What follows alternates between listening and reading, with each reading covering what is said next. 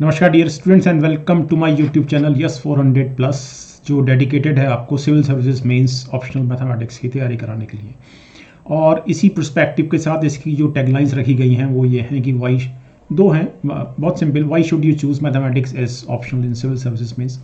Very simple, क्योंकि एकमात्र यही एक सब्जेक्ट है जिसमें आप 400 प्लस सक्सेसफुली अटैम्प्ट कर सकते हैं और इस प्रकार अपना सिलेक्शन इंश्योर कर सकते हैं। ओके, तो प्रीवियस ईयर क्वेश्चंस को कंप्लीटली सॉल्व करने का जो ये चेन ऑफ वीडियोस है, चेन ऑफ लेक्चर्स है, इसमें ये हमारा आज का दूसरा वीडियो है।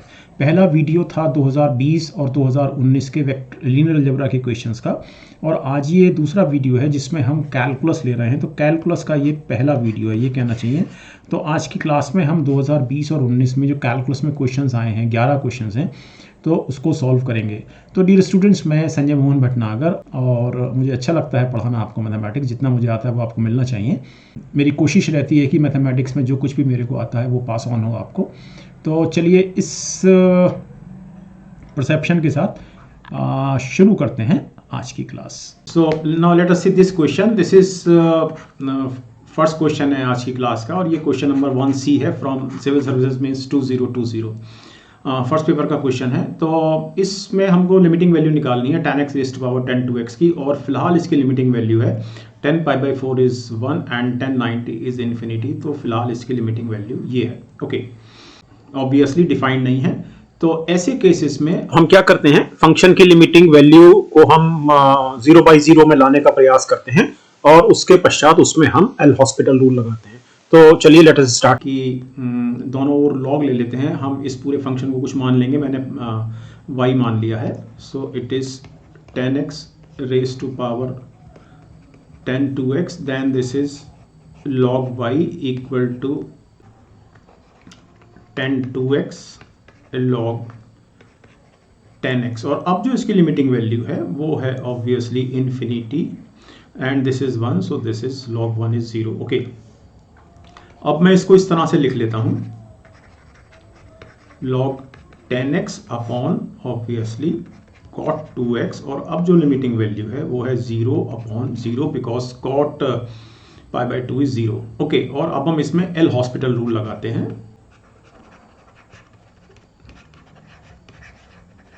एंड देन और एल हॉस्पिटल रूल लगाते हैं इसमें। तो log 10x का जो डिफरेंशिएशन हुआ, ऑब्वियसली न्यूमरेटर और डिनोमिनेटर दोनों के डिफरेंशिएशन अलग अलग किए जाएंगे।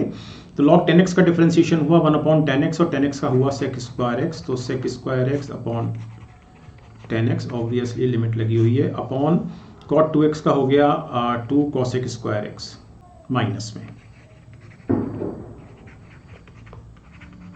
ओके, और अब इसकी वैल्यू देख लेते हैं और इसको थोड़ा सा सिंप्लीफाई कर लेते हैं। सो इट इज लिमिट, तो sec square x is 1/cos square x, 1/10x is cot x, and this is minus half, and cosec square 2x is obviously numerator में sin square 2x। तो अब मैं इसमें लिमिट लगाता हूँ जो है हमारे पास x tends to π/4। So it is sec square x means √2 into √2, यानी कि square of √2 means 2, cot π/4 is 1, and this is minus half, and sin π/2 हो जाएगा अभी, so it is 1, so it is -1। Okay, so y equal to e raised to power -1। This is the answer. Okay, next question लेते हैं। Find all the asymptotes of curve 2x + 3 × y = x - 1 whole square. So ये first D question है civil services 2020 का, और हमारी आज की class का सेकंड क्वेश्चन है। तो इसको मैंने आपके लिए सॉल्व कर रखा है, मतलब राइटिंग में सॉल्व कर रखा है, क्योंकि इस तरह के क्वेश्चन थोड़े टिपिकल भी हैं और मैं आपको एक मेथड इसमें समझाना चाह रहा हूँ। तो सबसे पहले ये देख लेते हैं कि इसके कितने एसिम्पटोट्स हैं। ऑब्वियसली वर्टिकल, हॉरिजॉन्टल और ऑब्लिक, 3 तरह के एसिम्पटोट्स हो सकते हैं। तो हम तीनों तरह के एसिम्पटोट देखेंगे, और सबसे पहले हम देखते हैं कि इसके एक्स एक्सिस के पैरेलल कितने एसिम्पटोट हैं। आप जब भी आपको इस तरह के क्वेश्चन मिले, इसको आप इस तरह से इन टर्म्स ऑफ वाई आप फंक्शन को ले लीजिए। तो इस फंक्शन को मैंने इन टर्म्स ऑफ वाई ले लिया है। ओके, अब इसमें चूंकि जो न्यूमरेटर की डिग्री है, न्यूमरेटर की डिग्री 2 है। अगर आप यहाँ देखें तो न्यूमरेटर की डिग्री 2 है, डिनोमिनेटर की डिग्री 1 है। इसका मतलब ये है कि न्यूमरेटर की डिग्री ज़्यादा है। तो जब न्यूमरेटर की डिग्री ज़्यादा है तो हमारे पास एक्स एक्सिस के पैरेलल कोई भी एसिम्प्टोट नहीं है। वेरी सिंपल, इसमें कोई डाउट नहीं। ओके, और अब हम बात करते हैं वाई एक्सिस के पैरेलल एसिम्प्टोट की। तो वाई एक्सिस के पैरेलल एसिम्प्टोट का मतलब ये है कि हमें एक्स की वो वैल्यू लेनी है, वो फाइनाइट वैल्यू लेनी है, एक्स की वो फाइनाइट वैल्यू लेनी है जो कि वाई की इनफाइनाइट वैल्यू दे। तो x की वो फाइनाइट वैल्यू जो y की इनफाइनाइट वैल्यू देगी वो हमको इसको 0 रख के प्राप्त होगी। तो जब हम 2x प्लस 3 को जब हम 0 रखेंगे तो हमारे सामने ऑब्वियसली x इक्वल टू -3/2 आएगा, जिस पर y की वैल्यू इन्फिनिटी होगी। ठीक है, तो when x tends to -3/2 y tends to infinity, इसलिए x इक्वल टू -3/2 एक एसिम्प्टोट है जो पैरेलल टू y एक्सिस है। x बराबर -3/2 पर बन रहा है, यानी कि अगर ये 0 है, ये x है और ये y है, तो बेसिकली ये एसिम्प्टोट ये वाला है। मैं आपको इसका एक आपके ग्राफ भी दिखाऊंगा इस कर्व का।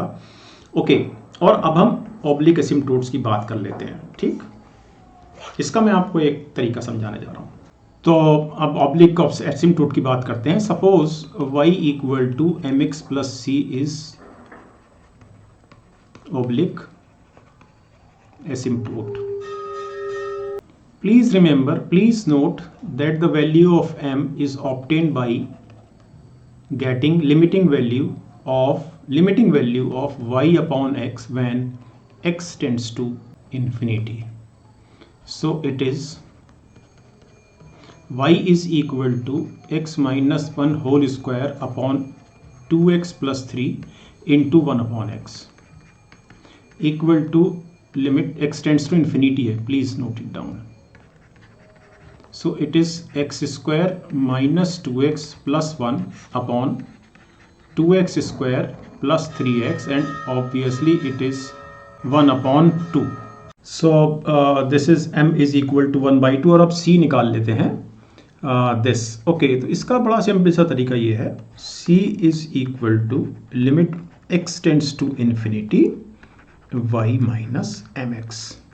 यहां से पॉइंट इज क्लियर। मैं एक बार ये चीज आपको मैं और क्लियर कर देता हूं कि ये क्यों आया, ये क्यों आया और ये क्यों आ रहा है। ये ओके, ये मैं और आपको क्लियर कर देता हूं। इसको थोड़ा सा ऐसे समझ लेते हैं, मैं ये थोड़ा सा आपको बाद में समझाऊंगा। एक बेसिक चीज समझाता हूं कि suppose this is asymptote, this is y equal to mx plus c is the asymptote. Okay, obviously this asymptote y equal to mx plus c is parallel to the line y equal to mx. This point is clear? अब यानी इस line का जो slope है, इस line का वही slope इस लाइन का, ये इस एसिम्प्टोट का है। तो यहां से मेरे पास obviously m is equal to y upon x. Very clear, very clear. Okay, और अब मुझे एक्चुअली ये देखना है कि when x goes to infinity, limit के साथ, limit when x tends to go, limit when x goes to infinity, इस पूरे फंक्शन की क्या वैल्यू आती है। ठीक, ओके, तो इसलिए हमने यहां पर ये लिया था, ये फॉर्मूला। और सिमिलरली चूंकि हमको m मिल गया है, हमको ये वर्कआउट करना है फिर से इस जगह c is equal to y minus mx, same condition, x goes to infinity. तो चलिए अब इस पे काम करते हैं।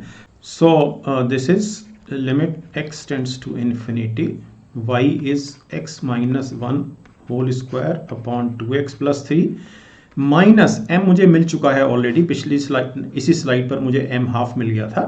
सो इट इज x अपॉन 2। ठीक है, so this is limit x tends to infinity. So this is 2x square minus 4x plus 2 minus 2x square minus 3x, okay, upon 2 into 2x plus 3। Clear, ये इसको cancel कर देगा और c बराबर हमको मिला minus 4x minus 3x is minus 7x plus 2 upon 2x plus 3 and obviously its limiting value is -7/2। तो c की वैल्यू -7/2। तो हमारा जो ऑब्लिक एसिम्प्टोट हुआ वो हुआ y equal to half x minus 7/2। अब ये जो क्वेश्चन मैंने भी आपके लिए किया, इसको मैंने आगे टाइप करके यहाँ ये मैंने आपके लिए निकाला हुआ है। तो यहाँ से आपको m की वैल्यू मिल रही है जो मैंने अभी पिछली स्लाइड पर मैंने आपको दिखाई, और c की वैल्यू हमको 7/2 मिली, और ये हमारा एसिम्प्टोट है। और इसी क्वेश्चन को मैंने, इसका जो कर्व है उस कर्व को भी मैंने ड्रॉ किया हुआ है। ये कर्व है हमारे सामने, तो ऑब्वियसली ये जो आप ऑब्लिक लाइन देख रहे हैं ये वाली, ये वाला एसिम्प्टोट है, और ये जो आप पैरेलल टू y एक्सिस देख रहे हैं ये है x इक्वल टू -3/2 जो एसिम्प्टोट है हमने पहली स्लाइड पर निकाला था। तो मेरे ख्याल से the point is very clear. Asymptote आपको जो पैरेलल x एक्सिस और y एक्सिस के बहुत सिंपल है निकालना, लेकिन जो ऑब्लिक एसिम्प्टोट निकाले जाते हैं उसका कंसेप्ट आपको समझ में आ गया होगा। ओके, और जब हम डिफरेंशियल कैलकुलस पर रेगुलर क्लासेस करेंगे उसमें हम लोग एसिम्प्टोट के क्वेश्चंस और करेंगे। तो चलिए नेक्स्ट क्वेश्चन लेते हैं। नेक्स्ट क्वेश्चन नंबर 2A है ये, और ये सिविल सर्विसेज 2020 का, अभी 2020 का ही हम लोग कर रहे हैं उसका क्वेश्चन है। ओके, तो ये जो क्वेश्चन है बहुत सरल है, और ये डेफिनेट इंटीग्रल का क्वेश्चन है। इंटीग्रेशन निकालना है tan इनवर्स 1 - 1/x का with in the limits 0 to 1। Okay, चलिए लेट अस स्टार्ट। तो इसमें मुझे लग रहा है, मुझे जो समझ में आ रहा है देखने से ही तुरंत, वो ऑब्वियसली फोर्थ प्रॉपर्टी लगाना है हमें इसमें। चलिए फोर्थ प्रॉपर्टी लगाते हैं इसमें। सो आई इज फोर्थ प्रॉपर्टी लगा रहा हूं मैं,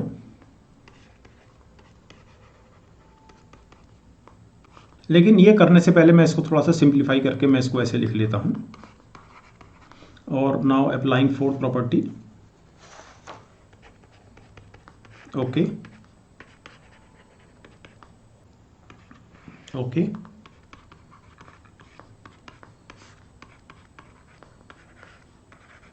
so this is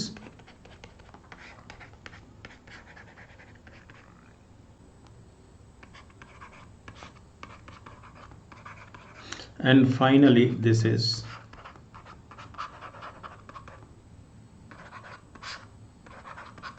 okay। अब हम ये देखते हैं कि यहाँ पर tan inverse x upon x minus 1 है, और यहाँ पर tan inverse x minus 1 upon x है। ओके, तो हमको इसमें सबसे पहली बात तो हम इन दोनों को ऐड कर देते हैं, यानी कि इस i को और इस i को मैं दोनों को ऐड कर देता हूँ। तो मेरे को 2i बराबर tan inverse x minus 1 upon x dx plus 0 to 1 tan inverse x upon x minus 1 dx। Okay, एक बहुत छोटी सी चीज़ हमको यहाँ याद रखनी है, और वो ये है कि tan इनवर्स a प्लस tan inverse 1 upon a it is equal to π/2 if a is greater than 0 and minus π/2 if a is less than 0। Okay, अब इस केस में हमारा ये वाला जो केस है, obviously x is lying between 1 and 0, तो obviously x is less than 1 means x minus 1 is less than 0। Okay, मतलब ये भी 0 से x मतलब नेगेटिव लेस देन 0, और ये भी लेस देन 0। ओके, तो इसलिए हमारी जो वैल्यू आएगी यहाँ पर वो आएगी 2i is equal to 0 to 1 minus π/2 dx, I is equal to half minus π/2 और x और लिमिट 0 to 1 means minus π/4। Okay, simple. तो 15 मार्क्स का एक क्वेश्चन था, बहुत सरल सवाल था। ओके, नेक्स्ट क्वेश्चन लेते हैं। ओके, तो हमें यहाँ पर ये फंक्शन दिया गया है, तो इसको हम सॉल्व करने में first fundamental theorem of calculus का इस्तेमाल करेंगे। और ये क्वेश्चन भी मैंने आपके लिए टाइप करके आपको एक्सप्लेन किया है, क्योंकि ये थोड़ा सा टिपिकल क्वेश्चन है, तो ये आप डाउनलोड करके इसका प्रिंट वगैरह भी ले सकते हैं। ओके, तो चलिए शुरू करते हैं। तो थोड़ा सा ये समझ लेते हैं first fundamental theorem of calculus. Okay, तो हमारे पास capital F, please do note, capital F एक कॉन्टिन्यूअस रियल वैल्यूड फंक्शन है जो कि इस क्लोज इंटरवल पे डिफाइंड है। ओके, स्मॉल f है, इसको ध्यान रखिए। और एक ये दूसरा फंक्शन है स्मॉल f, ये एक फंक्शन है defined for all x in close interval a b। और किस तरह से डिफाइन है? इस तरह से। ठीक ठीक। Then this f is uniformly continuous in the closed interval ab, differentiable on open interval ab, and f dash x is equal to capital Fx। तो इस थ्योरम के एप्लीकेशन से हमको तुरंत ये समझ में आता है कि ये जो हमारे पास ये जो वाला जो फंक्शन है ऑब्वियसली ये कैपिटल एफ टी है, यानी ये वाला फंक्शन। ओके ठीक। और चूंकि ये जो कैपिटल अब टी की जगह एफ एक्स हमने यहाँ रखा है, तो लिमिट लगाने के बाद, ये लिमिट लगाने के बाद, तो f dash x equal to capital F x, तो एफ डैश एक्स हमारे पास इमीडिएटली, चूंकि एफ एक्स हमारे पास अब ये है after we apply the limits, ये वाली लिमिट। ओके तो it is equal to this thing. तो बेसिकली ये जो हमारे सामने फंक्शन लिखा हुआ है it is differentiation of some other function. Okay this point is very clear, इसमें कोई डाउट तो नहीं है। और वो दूसरा फंक्शन जिसका ये डिफरेंशिएशन है वो फंक्शन है ऑब्वियसली एफ एक्स, क्योंकि इसका डिफरेंशिएशन ये है जिसकी वैल्यू ये है। क्लियर? ओके तो इसको थोड़ा सा आप ध्यान रखिएगा इस थ्योरम को। और चलिए अब आगे चलते हैं। तो find the critical points of the function F x. इस फंक्शन के जो क्रिटिकल पॉइंट्स हैं इसके डेरिवेटिव को 0 के बराबर करके x की वैल्यू जो आती है वो हमारे क्रिटिकल पॉइंट्स होते हैं। ओके अब इसका डेरिवेटिव हमारे पास ऑलरेडी मौजूद है जो कि ये रहा। तो मुझे कुछ नहीं करना है, ये मेरे पास जो दो पॉलिनोमियल्स रखे हुए हैं मुझे इनको सिर्फ फैक्टर्स वर्कआउट करने हैं और वो मैंने कर रखे हैं। तो ये बराबर 0 किया मैंने, क्योंकि हमको क्रिटिकल पॉइंट्स निकालने के लिए 0 के बराबर करना पड़ेगा। और इसके जो फैक्टर्स हुए वो ये हुए, ये दोनों, और इसके x square minus 5x plus 6 के दो फैक्टर्स ये हुए। तो x बराबर obviously 1 2 3 4 when we equate this product of 4 factors to 0, x बराबर 1, x बराबर 2, x बराबर 3, x बराबर 4। तो ये हमारे 4 क्रिटिकल पॉइंट्स हैं। Okay clear? ओके चलिए आगे। ओके तो अब मिनिमम और मैक्सिमम की बात करते हैं। तो हमारे पास 4 पॉइंट्स हैं और इसके लिए अब हमको इसका मैक्सिमम मिनिमा के लिए सेकंड डेरिवेटिव निकालना होगा। फर्स्ट डेरिवेटिव हमारे सामने है तो सेकंड डेरिवेटिव निकालते हैं इसका। तो सेकंड डेरिवेटिव के लिए चूंकि ऑलरेडी ये फर्स्ट डेरिवेटिव है तो इसका डेरिवेटिव हुआ ये इनटू दिस फंक्शन प्लस ये फंक्शन और इसका डेरिवेटिव जो कि फिर से ये हुआ। पॉइंट इज़ वेरी क्लियर, ये तो बहुत सिंपल डेरिवेटिव है। अब मैंने इसमें से 2x माइनस 5 कॉमन निकाला और ये हुआ 2x square minus 10x plus 10 और ये हुआ 2x minus 5 x square minus 5x plus 5। Okay so पहले पॉइंट पे निकालते हैं। So it is minus 3 and it is 1, so it is minus 6, यानी कि मैक्सिमम। x बराबर 2 पर निकालते हैं। so it is 2 गुणा माइनस 1 गुणा minus 1 and it is 2 minimum. 3 पर निकालते हैं। So it is 2 1 minus 1 minus 2 maximum और फाइनली 4 पे निकालते हैं।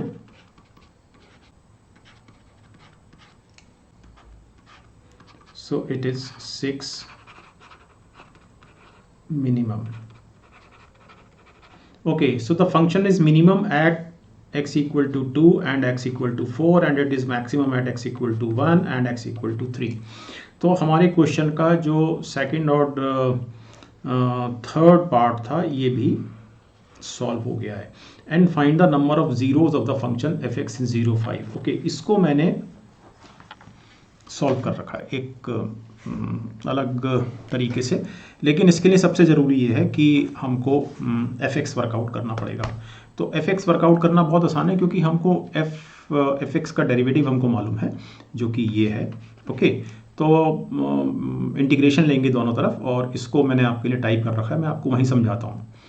तो चलिए और ये जो मैंने आपको भी सॉल्व किया है इसको भी मैंने आपके लिए टाइप कर रखा है ताकि आप इसको डाउनलोड करके प्रिंट वगैरह ले सकें यदि आप लेना चाहते हैं तो। Okay, now let us take this fourth part, find the number of zeros in the of the function in the interval close interval 0 to 5। Okay, और अब हमें इसमें इस इंटरवल में x की वो वैल्यू निकालनी है जिसके लिए fx बराबर 0 होगा। सिंपल। तो हमारे सामने fx ये है ऑब्वियसली इसका इंटीग्रेशन, क्योंकि ये जो इतना जो था ये वाला जो पॉलिनोमियल का जो प्रोडक्ट था ये बेसिकली f डैश x था, ये तो हमको मालूम ही है ना। तो हमने जब इसका इंटीग्रेशन किया तो हमको fx बराबर ये मिल गया यहाँ से, I mean this is fx, और इसको मैंने थोड़ा सा सिंप्लीफाई कर लिया, जैसे 10/4 5/2 हो गया, 50/2 25 हो गया, तो ये सिंप्लीफिकेशन है। और एक सिंप्लीफिकेशन मैंने और किया, और वो सिंप्लीफिकेशन ये है कि मैंने इसको एलसीएम ले लिया, एक तो x बाहर निकाल लिया, सब में कॉमन था, और 5 2 3 का एलसीएम ले लिया जो कि 30 आया।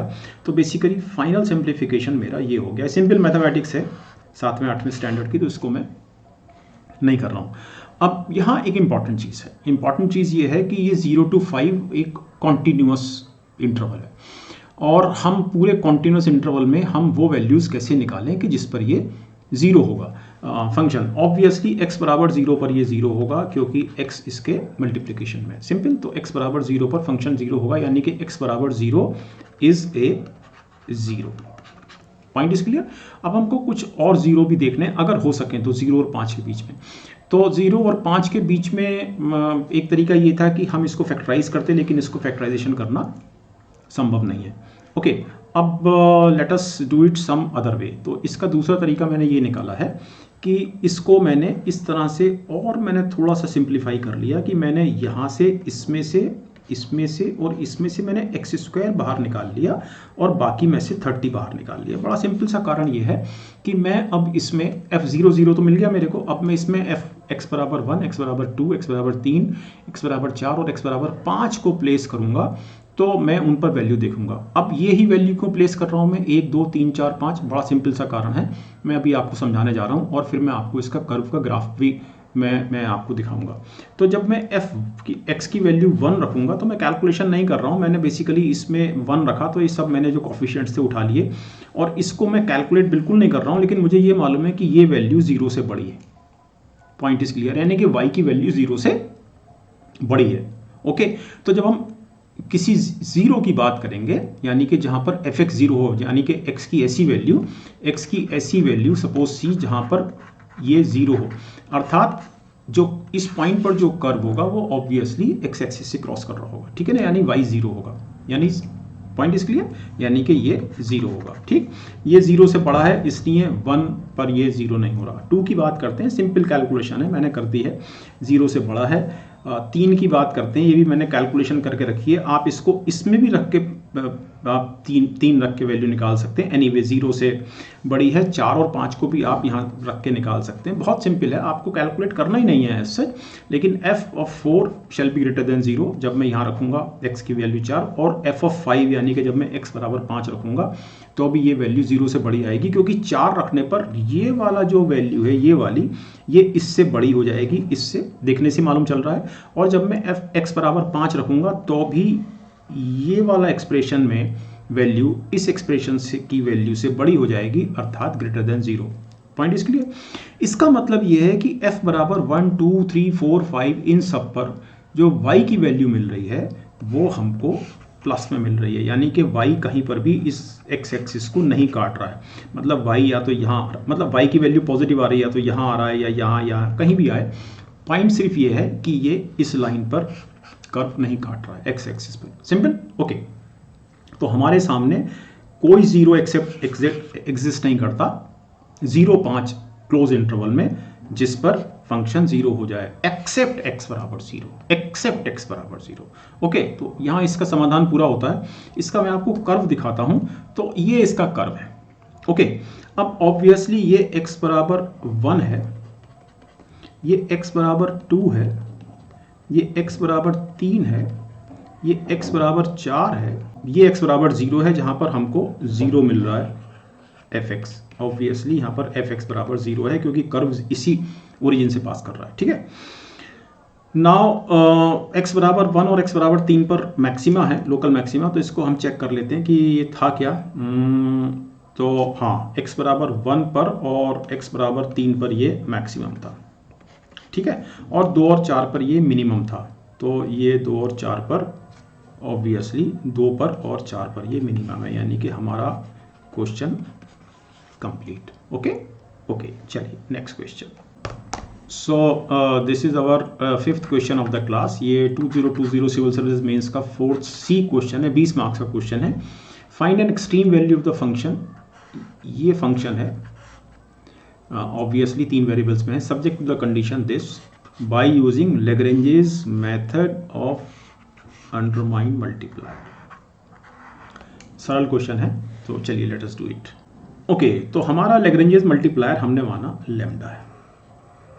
तो हमारे सामने हर हालत में एक फंक्शन इस तरह का है जिसको मैं लिख सकता हूँ x square plus y square plus z square plus some lambda 2x plus 3y प्लस 5z माइनस 30। ओके, यहाँ पर x square plus y square plus z square obviously given function है u, और 2x प्लस 3y प्लस 5z minus 30 ये condition है जो हमको दी गई है। Now for finding out maxima और मिनिमा मैं df निकालूंगा और df को मैं 0 के बराबर करूंगा, मीन्स तो ये हो गया 2x dx plus 2y dy plus 2z dz plus 2 lambda dx plus 3 lambda dy plus 5 lambda dz और 30 का डिफरेंशिएशन 0 होगा। Okay, and obviously this is equal to 0। Next मेरे पास ये हो गया 2x plus 2 lambda dx plus 2y plus 3 lambda dy plus 2z plus 5 lambda dz equal to 0। Obviously because ये पूरा एक्सप्रेशन 0 है, this is 0, this is 0, this is 0, means 2x plus 2 lambda equal to 0, 2y plus 3 lambda equal to 0 and 2z plus 5 lambda equal to 0। इसको मैं equation number 2 लिखता हूँ, इसको मैं equation number 3 लिखता हूँ, इसको मैं इक्वेशन 4 लिखता हूँ, और इन सब से जो मुझे मिल रहा है वो है पहली इक्वेशन, दूसरी इक्वेशन से x equal to minus lambda, y equal to minus 3/2 lambda, और इस इक्वेशन से मिल रहा है z बराबर मेरे को माइनस 5/2 लैम्डा, और इसको मैंने 5 लिख दिया। यहाँ तक क्लियर? Okay, simple. ओके, अब ये जो वैल्यू हमको मिली है, ये जो जिसको मैंने इक्वेशन नंबर 5 लिखा है, इन वैल्यूज़ को मैं इसमें प्लेस करता हूँ इसमें। तो मेरे पास u बराबर हो गया lambda square plus 9/4 lambda square plus 25/4 lambda square, जो हुआ मेरे पास ये भी 4, ये भी 4, 4 और 9 13 और 25 38, 38/4 lambda square means 19/2 lambda square. Okay, इस इक्वेशन को हम 6 लिख लेते हैं। अब इन वैल्यूज़ को जो 5 में दी गई हैं, इसको मैं इसमें प्लेस करता हूँ इसमें। तो मेरे पास हुआ minus 2 lambda minus 9/2 lambda minus 25/2 lambda equal to 30 means minus 38 lambda equal to 60 means lambda equal to minus 60/38 means minus 30/19, ये हुआ 7। Now obviously from 6 and 7 u बराबर 19/2 लैम्डा स्क्वायर मीन्स 19/2 गुणा 30/19 का माइनस लगा हुआ है, सॉरी मैं भूल गया हूँ लगाना, square. Okay, and finally this is 19/2 गुणा 30/19 गुणा 30/19। सो ये इससे कैंसिल हुआ 15 450/19।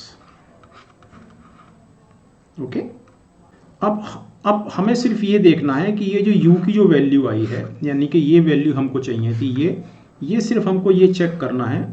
मैं थोड़ा सा ज़रा यहाँ इस तरह से ले लेता हूँ। हमको सिर्फ ये चेक करना है कि मैक्सिमम है या मिनिमम है। तो ये चेक करने के लिए हमको निकालना होगा सेकंड डेरिवेटिव। ओके, चलिए। ओके, तो आपको ध्यान होगा कि फर्स्ट डेरिवेटिव हमने यहाँ निकाला था, ये हमारा फर्स्ट डेरिवेटिव था। ओके, ये ठीक है ना। तो इसको मैं इसी का सेकंड डेरिवेटिव निकालता हूँ।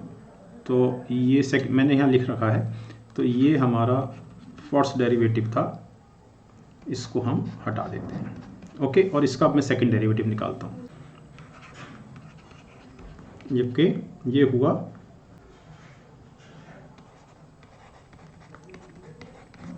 Okay,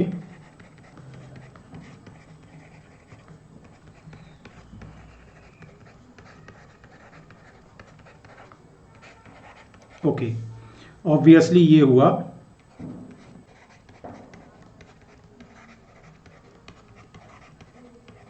correct, and it is obviously greater than 0। दो पॉजिटिव है, प्लस है और सब बाकी स्क्वायर है। तो हमें सेकंड डेरिवेटिव पॉजिटिव मिला है, इसका मतलब हमको जो u की वैल्यू मिली थी पिछली स्लाइड पर वो मिनिमम वैल्यू थी। ओके, तो अब यानी हमारा जो आंसर है वो ये है कि ये मिनिमम वैल्यू है इसकी, यानी कि u एक्सट्रीम, अब मैं यहाँ लिख देता हूँ, u एक्सट्रीम मांगा गया है ना। सो u एक्सट्रीम बराबर कितना निकला है हमारा, 450/19, and it is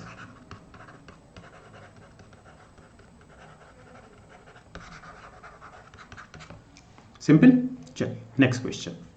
okay, so now this is 2019 question और इस क्लास का 6 क्वेश्चन है। 19 का ये फर्स्ट एक क्वेश्चन है, 10 मार्क्स का क्वेश्चन है, 4 लाइन का छोटा सा सवाल है। तो ये हमको एक क्लोज इंटरवल दिया गया है और ये फंक्शन है इस क्लोज इंटरवल पर। ओके, और ये कॉन्टिन्यूस फंक्शन है और ये फंक्शन की डेफिनेशन है, और x की वैल्यू 0 और π/2 के बीच में, but excluding π/2।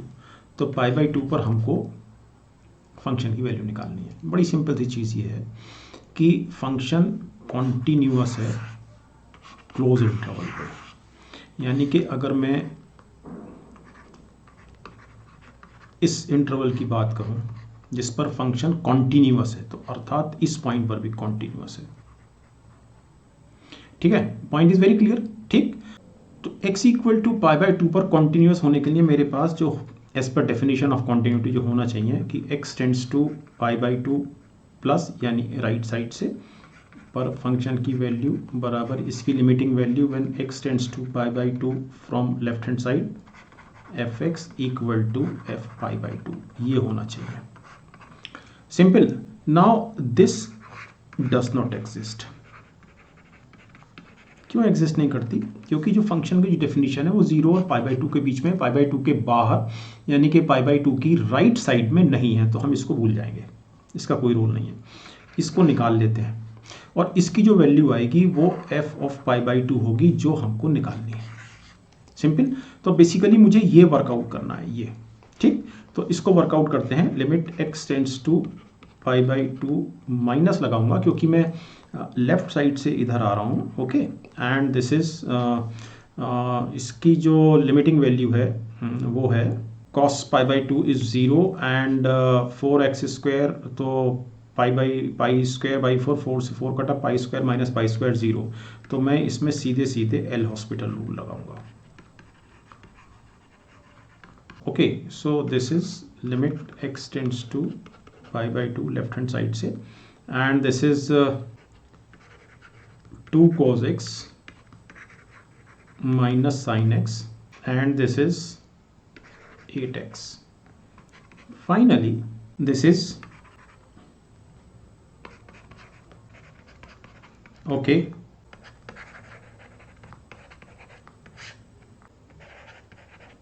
Okay, so obviously this is 0. Sin 2x is pi, and sin 2x 2 pi 0 upon 4 pi means 0. So f of π/2 बराबर 0। ओके, चलिए नेक्स्ट क्वेश्चन। और ये इस क्वेश्चन का ग्राफ है। ग्राफ में आपको जनरली अपने क्वेश्चंस में बनाकर दिखाता हूँ ताकि आपको थोड़ी सी क्लैरिटी हो।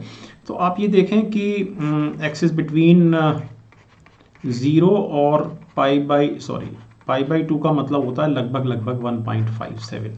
तो 1.57 की बात करें तो लगभग यहाँ आता है। तो obviously it is a continuous graph at x equal to pi by 2 और x इक्वल टू 1.57। ओके, तो ग्राफ्स मैं आपको इसलिए देता हूँ कि इससे आपको चीज़ों में क्लैरिटी आए, खास तौर पे कैलकुलस जैसी चीज़ों में। ओके, चलिए next question.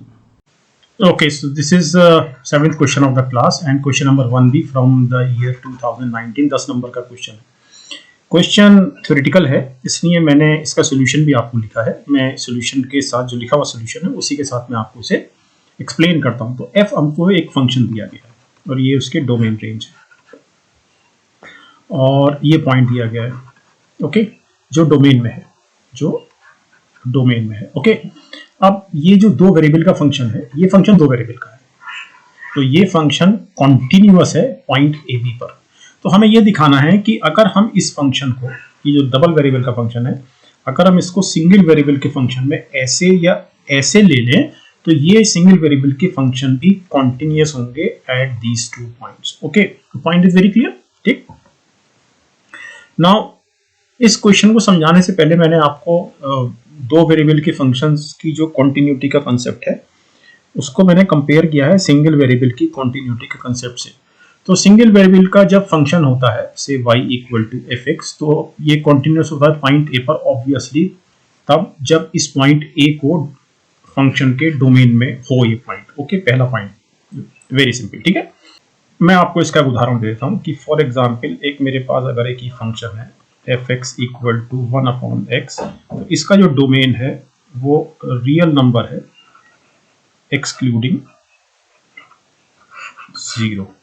So 0 is not in the domain of the function. Okay, अब जिस फंक्शन पर हम कॉन्टिन्यूटी की बात, जिस पॉइंट पर हम कॉन्टिन्यूटी की बात कर रहे हैं, उस पर लिमिट एग्जिस्ट करनी चाहिए, right hand limit, left hand limit दोनों। और ये जो लिमिट है उस पॉइंट पर फंक्शन की वैल्यू के बराबर होनी चाहिए। ये सिंगल वेरिएबल के लिए जो फंक्शन है उसके लिए कॉन्टिन्यूटी की कंडीशन है। अब same conditions are mapped with the continuity, with the concept of the continuity of double variable functions. यहाँ पर ये फंक्शन है हमारे पास, पॉइंट हमारे पास ए बी है, तो ऑब्वियसली ये जो पॉइंट है ये डोमेन में होना चाहिए फंक्शन के सेम पॉइंट, सेम जो इधर था, इस पॉइंट पर यानी कि पॉइंट ए बी पर लिमिट एग्जिस्ट करनी चाहिए और इस पॉइंट पर लिमिट और फंक्शन की वैल्यू बराबर होनी चाहिए। ठीक, तो कॉन्टिन्यूटी का जो कंसेप्ट सिंगल वेरिएबल में है, सेम कॉन्सेप्ट डबल वेरिएबल वाले फंक्शन में है। अब जब हम सिंगल वेरिएबल की बात करते हैं तो ऑब्वियसली इसमें जब मैं y equal to f x लिखता हूं तो x एक इंडिपेंडेंट वेरिएबल है और y जो है वो डिपेंडेंट वेरिएबल है। मेरे पास जो फंक्शन है वो y equal to f x है। ऑब्वियसली इसका जो ज्योमेट्रिकल इंटरप्रिटेशन होगा वो ये होगा कि मेरे को एक कर्व मिलेगा प्लेन पर और वो प्लेन होगा xy प्लेन। ठीक, लेकिन अगर हम डबल वेरिएबल फंक्शन की बात करें तो इसमें दो वेरिएबल x और y ये इंडिपेंडेंट होंगे और z डिपेंडेंट होगा इस तरह से। ऑब्वियसली यहां पर मेरे को एक 3 डायमेंशनल ऑब्जेक्ट मिलेगा 3 डायमेंशनल स्पेस में। क्लियर? इसमें बड़ी सिंपल सी बात यह है कि अगर हम सिंगल वेरिएबल की बात करें और किसी, मैं आपको एक कर्व बनाकर दिखाता हूं। फॉर एग्जांपल मैंने एक ये कर्व बनाया एक ये एक्स वाई ग्राफ पर और मैं किसी पॉइंट से x इक्वल टू ए पर इसकी मैं कॉन्टिन्यूटी निकालना चाहता हूं, तो ऑब्वियसली इस पॉइंट ए पर मैं लेफ्ट हैंड साइड और राइट हैंड साइड दोनों साइड से मैं अप्रोच कर सकता हूं। तो पॉइंट इज वेरी क्लियर है ना। और जब मैं दो तरफ से अप्रोच करता हूं तो दोनों तरफ की लिमिट बराबर होनी चाहिए in order that the limit exist at the point x equal to a for the function fx। Okay, लेकिन अगर मैं 2 वेरिएबल फंक्शन की बात करता हूं तो मेरे पास जो ऑब्जेक्ट बनेगा इस फंक्शन से वो ऑब्वियसली एक 3 डायमेंशनल स्पेस में बनेगा और उसमें अगर मैं पॉइंट ए बी पर कॉन्टिन्यूटी की बात करूं तो पॉइंट ए बी पर जो पॉइंट्स हैं एक्स और वाई वो किसी भी डायरेक्शन से अप्रोच कर सकते हैं। मींस 3 डायमेंशनल स्पेस में इनफाइनाइटली मैनी डायरेक्शन से अप्रोच कर सकते हैं पॉइंट ए बी पर।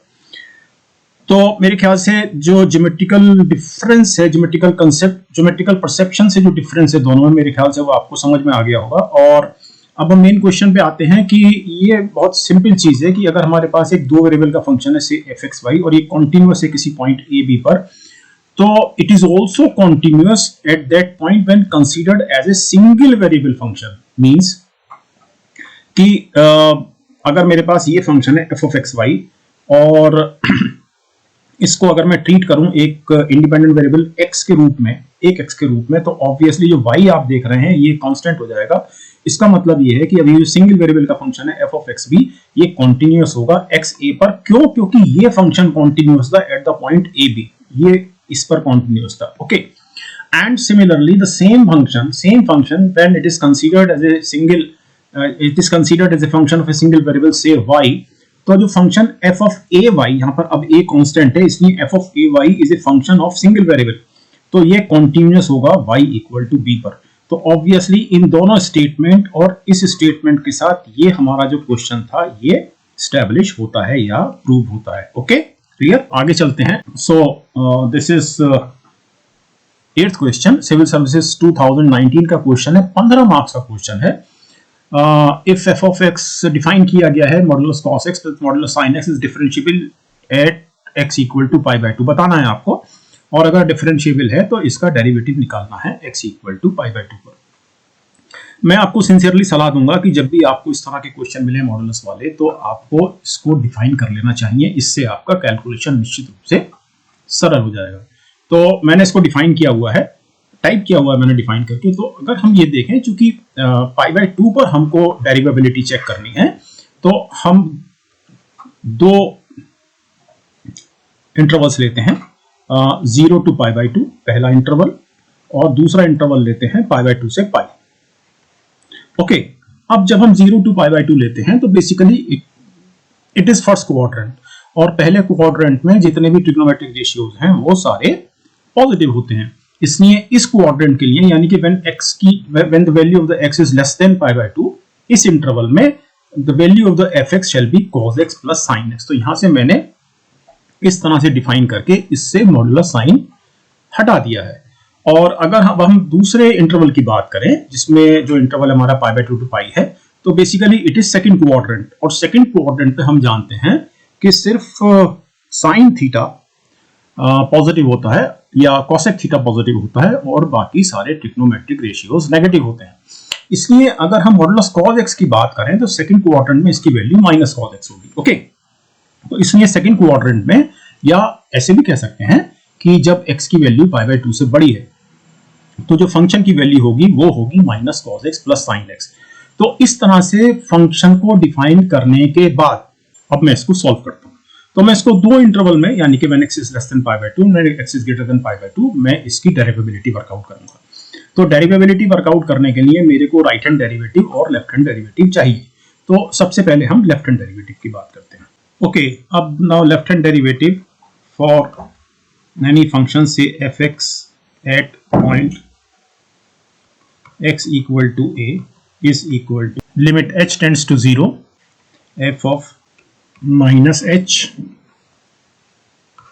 f of a upon minus h. Okay, now we have to work out at x equal to pi by 2, means left hand derivative बराबर limit h tends to 0 f of pi by 2 minus h minus f of pi by 2 upon minus h. Okay, so this is minus, मैंने बाहर निकाल लिया, limit h tends to 0 cos pi by 2 minus h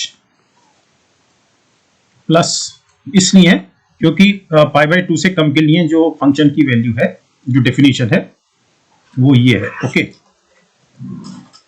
so plus sine pi by 2 minus H minus cos pi by 2 minus sine pi by 2 upon H, minus मैंने बाहर निकाल लिया पहले। Okay, so now अब इसको एक्सपेंड कर देते हैं। So this is minus limit h tends to 0 cos pi by 2 cos h plus sin pi by 2 sin h plus sin pi by 2 cos h minus cos pi by 2 sin h minus 0 minus 1 upon h. Okay, so this is minus limit h tends to 0. Cos pi by 2 is 0, so this is 0. Sin pi by 2 is 1, so this is sin h. Sin pi by 2 is 1 and cos h is 0, so it is 1. Cos pi by 2 is 0 minus 1 upon h.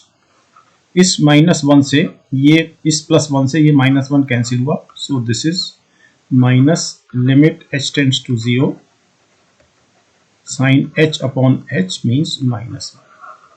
So left hand derivative is minus 1 of this given function at the point x equal to pi by 2. Okay, अब right hand derivative की बात करते हैं. So right hand derivative is limit h tends to 0 f pi by 2 plus h minus f of pi by 2 on h. अब आपको ध्यान होगा second coordinate में जो फंक्शन की जो डेफिनेशन है वो है ये sin x minus cos x. तो मैं इसको माइनस cos x यानी माइनस cos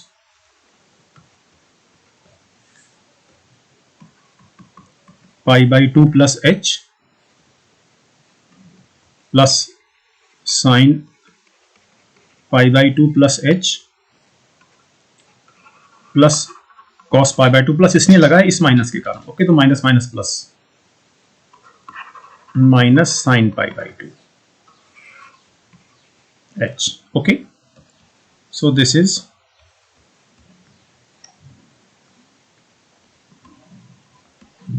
एक्सपेंड कर देता हूं. sin pi by 2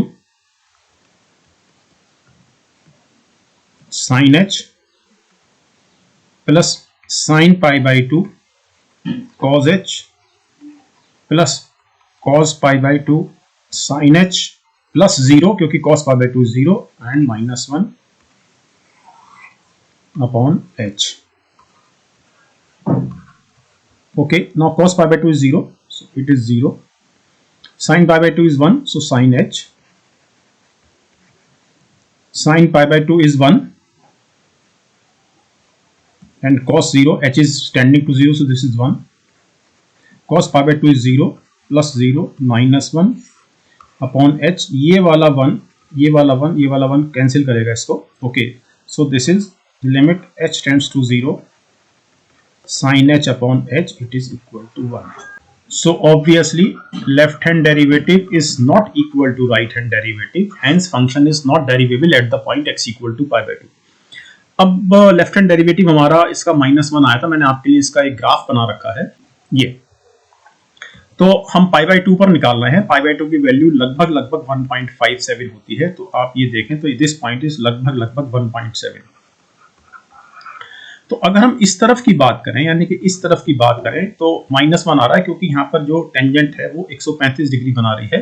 तो ऑब्वियसली ये जो स्लोप है जो लेफ्ट हैंड डेरिवेटिव है ये tan 3 पाई बाई 4 यानी -1. और अगर हम इस पॉइंट के इधर की राइट हैंड साइड की बात करें तो ये वाली जो टेंजेंट है ये 45 डिग्री बना रही है. तो obviously tan pi by 4 is 1. तो ये हमारा लेफ्ट हैंड डेरिवेटिव है और ये हमारा राइट हैंड डेरिवेटिव है. Obviously these two are not equal. तो ये वाला जो पॉइंट है ऑब्वियसली यहाँ पर ये डेरिवेबिलिटी कॉन्टिन्यूटी है लेकिन डेरिवेबिलिटी नहीं है. क्यों? क्योंकि यहाँ पर आप टेंजेंट ड्रॉ नहीं कर सकते. ओके, चलिए मेरे ख्याल से द पॉइंट इज क्लियर. आगे लेते हैं.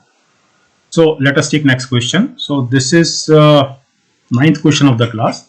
क्वेश्चन 3rd A है सिविल सर्विसेज 2019 से और 15 मार्क्स का क्वेश्चन है. Find the maximum and the minimum value of the function fx equal to 2x cube minus nx square plus 12 plus 12x plus 6 on the interval 2, 3. Okay. तो maximum और minimum value निकालने के लिए हमको सबसे पहले हर हालत में डेरिवेटिव निकालना होगा. सो it is 6x square minus 18x, और इसको 0 के बराबर करना होगा ताकि हमको क्रिटिकल पॉइंट्स मिल जाए। Means x square minus 3x plus 2 बराबर 0। तो x माइनस 1, x माइनस 2, इसके दो फैक्टर्स आए। मीन्स x बराबर 1, x बराबर 2 are the critical points. So x बराबर 1, obviously it doesn't belong to the interval 2, 3। तो हम x इक्वल टू 2 से शुरू करेंगे। ओके, अब मोनोटोनिसिटी देख लेते हैं। सो मैं लिख देता हूं, late us see if the function is monotonically increasing और डिक्रीजिंग। ओके, तो इसका बहुत सिंपल तरीका ये है कि चूंकि हमें इंटरवल 2, 3 दिया गया है, तो obviously now f2 is equal to 16 minus 36 plus 24 plus 6, and it is equal to 10, and f3 is equal to 54 minus 81. Obviously fx is this, and this is equal to 15. Now obviously for x1 less than x2, that is we have fx1 less than fx2 because 10 is less than 15. Hence the function is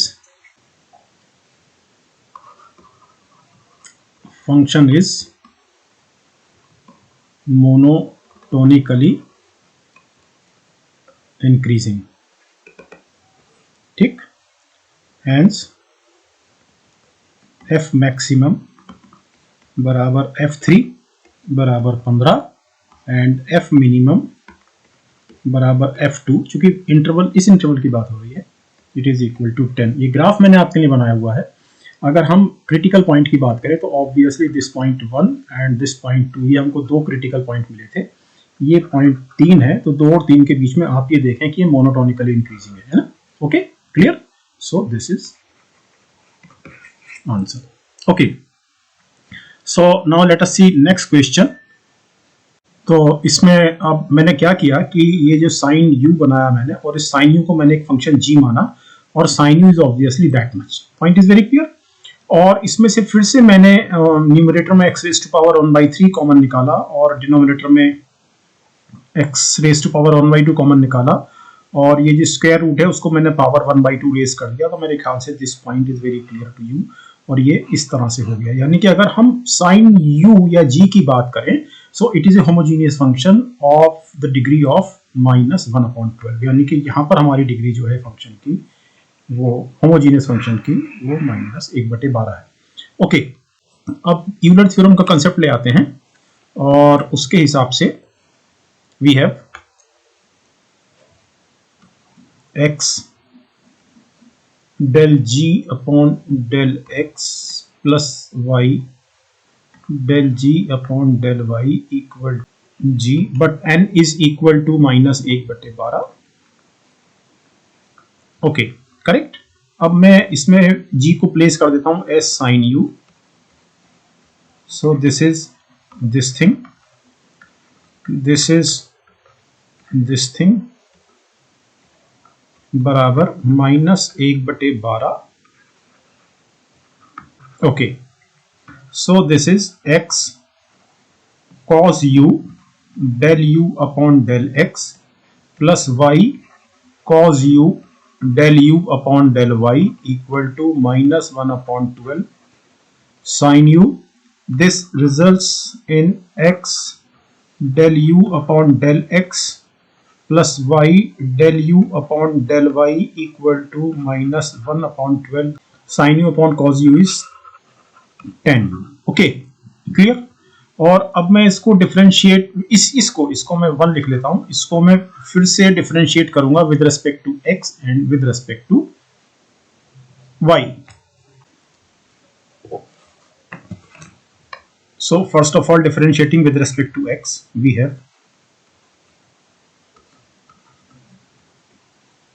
okay,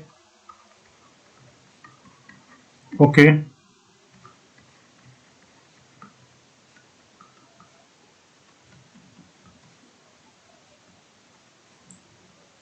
okay, इसको मैं equation number 2 लिख लेता हूं और अब with respect to y करता हूं। Okay,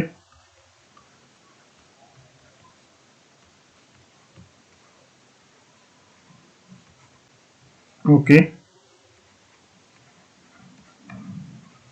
and this is -1/12 sec square u del u upon del y। इसको इक्वेशन नंबर 3 लिखता हूं।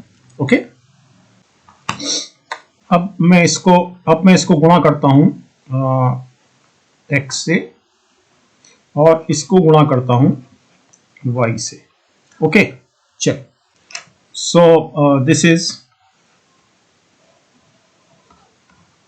ओके,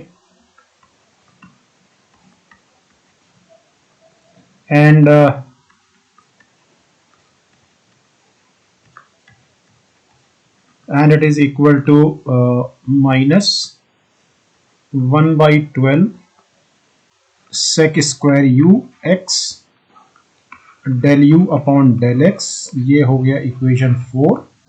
और जब मैंने इस इक्वेशन को यानी थर्ड इक्वेशन को जब मैंने y से गुणा किया तो ये हुआ xy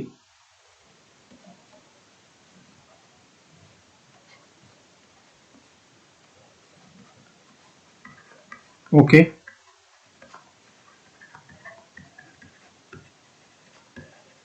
and this is -1/12 sec square u y del u upon del y। This is fifth equation और मैं इन दोनों को जोड़ता हूं, adding, then I get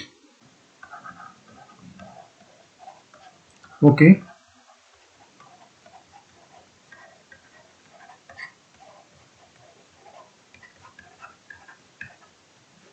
okay, plus x del u upon del x plus y del u upon del y, it is equal to -1/12 sec square u common और x del u upon del x plus y del u upon del y। Okay, और यहां पर भी है, इस पूरे को मैं ट्रांसपोज कर दूंगा राइट साइड में क्योंकि इधर भी है ये और इधर भी है, तो इसको मैं ट्रांसपोज करूंगा राइट साइड में नेक्स्ट स्लाइड पे। Okay, so this is okay,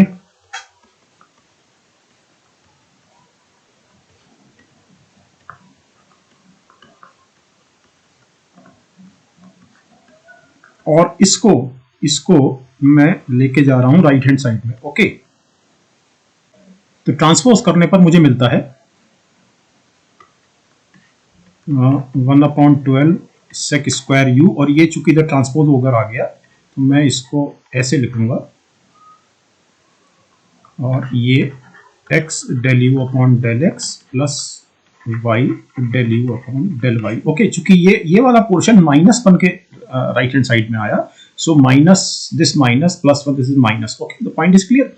अब अगर हम देखें लेफ्ट हैंड साइड तो हमको इसी की वैल्यू निकालनी है, ये हमको इसी की वैल्यू निकालनी है, बस हमको सिंप्लीफाई करना है राइट हैंड साइड को। तो बहुत क्विकली मैं इसको कर देता हूं। इसकी वैल्यू हम इक्वेशन नंबर 1 पे है, x del u upon del x plus y del u upon del y। So it is -1/12 10 u। Okay, तो यहां पर 12 मैंने एलसीएम ले लिया, सो it is sec square u plus 12। Okay, and this is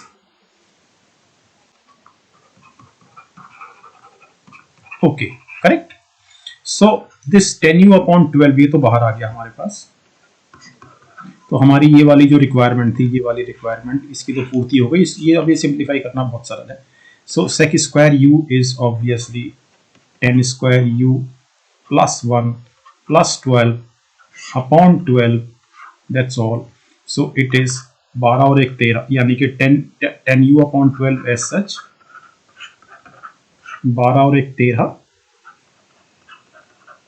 plus 10 square u upon 12, proved. Okay, clear. Let us take now the next question. तो अब ये हमारा 11th क्वेश्चन है आज की क्लास का, और ये भी 2019 का है। क्वेश्चन नंबर 4C2 8 नंबर का क्वेश्चन है, और हमारी आज की क्लास का जिसमें हमने 2020 और 2019 के सिविल सर्विसेज मेंस के मैथमेटिक्स के पेपर 1 के कैलकुलस के क्वेश्चन सॉल्व किए। तो हमारा ये आखिरी क्वेश्चन आज की क्लास का। तो चलिए लेट अस स्टार्ट। ओके, तो इसमें जैकोबियन मेथड को इस्तेमाल करते हुए, जबकि ये हमको दिया हुआ है और ये दिया हुआ है, हमें ये प्रूव करना है रिलेशन। ओके, सो आसान क्वेश्चन है। मैं इसमें क्या करूँगा कि इसको मैं fx प्लस fy को मैं सम u मान लेता हूँ, ओके, और v को मैं मान लेता हूँ x plus y upon 1 minus x y, और मैं u और v में एक रिलेशन इस्टेब्लिश करूँगा जैकोबियन मेथड का इस्तेमाल करते हुए। तो ये स्ट्रेटेजी है। ओके, अब ऑब्वियसली जैकोबियन से this is equal to del u upon del x, del v upon del x, del u upon del y, del v upon del y. This is the determinant of the Jacobian, this Jacobian. Okay, so now this is equal to del u upon del x, so it is f dash x, del u upon del y, so this is f dash y, del v upon del x, so it is okay,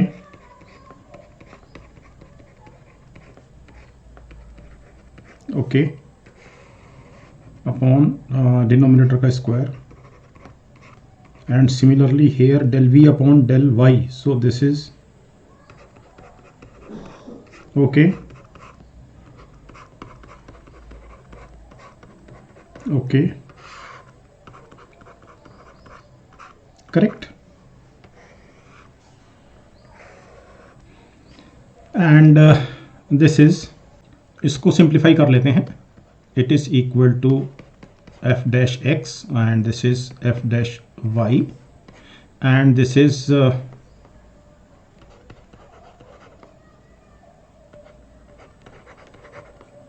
okay,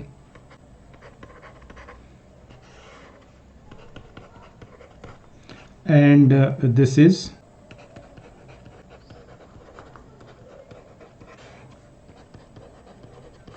okay।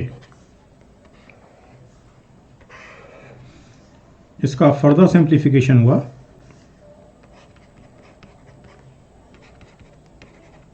और x y से x y कटा, so this is 1 plus y square upon, and this is 1 plus square upon 1 minus xy whole square. Okay, and finally this is f dash x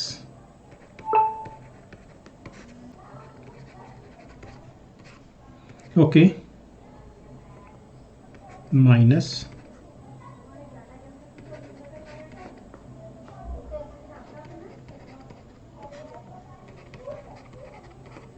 okay, now f dash x is 1 upon 1 plus x square, so it is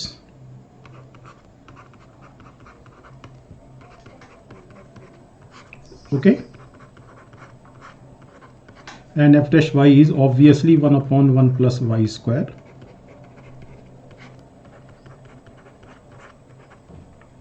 सो ये cancel हो गया, so it is 1 upon 1 minus x y whole square minus 1/1 minus x y whole square equal to obviously 0।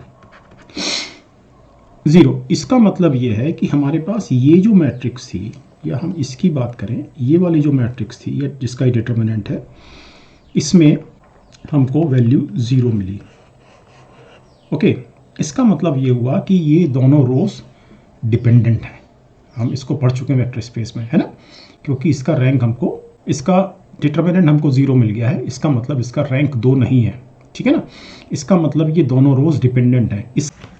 इसका मतलब ये है कि u और v में एक रिलेशन है जिसको मैं हर हालत में इस तरह से लिख सकता हूँ।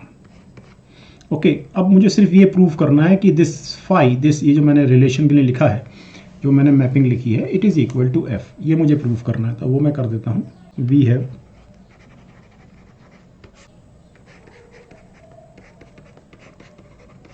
इससे u की वैल्यू इक्वल टू फाई और v की value x plus y upon 1 minus xy. Okay, now we are putting y equal to 0 in fy. Okay, so it is f0, but f0 is equal to 0 means, okay, now when fy is equal to 0, अब इस value को मैं इसमें place करता हूँ, इसमें, तो मुझे इमीडिएटली मिलता है fx plus 0 equal to phi x plus 0 upon 1 minus 0। Okay, means fx equal to phi x और f इक्वल टू फाई। तो हमने ये जो माना था, ये यानी इसके ज़रिए फिर हमने ये माना था, तो इस रिलेशन में of f of x plus f of y equal to इस फाई के लिए मैं f लगाऊंगा, प्रूफ्ड। ओके, यही प्रूफ करना था ना, दैट्स ऑल। ओके, तो इस वीडियो में हमने 11 क्वेश्चन सॉल्व किए हैं जो सिविल सर्विसेज मेंस 2020 और 2019 के हैं, और पिछले वर्षों के जो मतलब previous years questions different topics पर उसका सिविल सर्विसेज मेंस में जो आए हैं मैथमेटिक्स में, उसको मैं पूरा सॉल्व करूंगा। तो उस कड़ी में ये दूसरा वीडियो था। जो पहला वीडियो था वो वेक्टर स्पेस पर था, जिसमें 2020 और 2019 के वेक्टर स्पेस के क्वेश्चंस लिए गए थे, यानी लीनियर अलजेब्रा के, to be specific linear algebra के क्वेश्चंस लिए गए थे। ये कैलकुलस के क्वेश्चंस लिए गए हैं। अगला video let us see either it is on differential equations और एनालिटिकल ज्योमेट्री और again calculus. Okay, so let us see. Thank you very much dear students.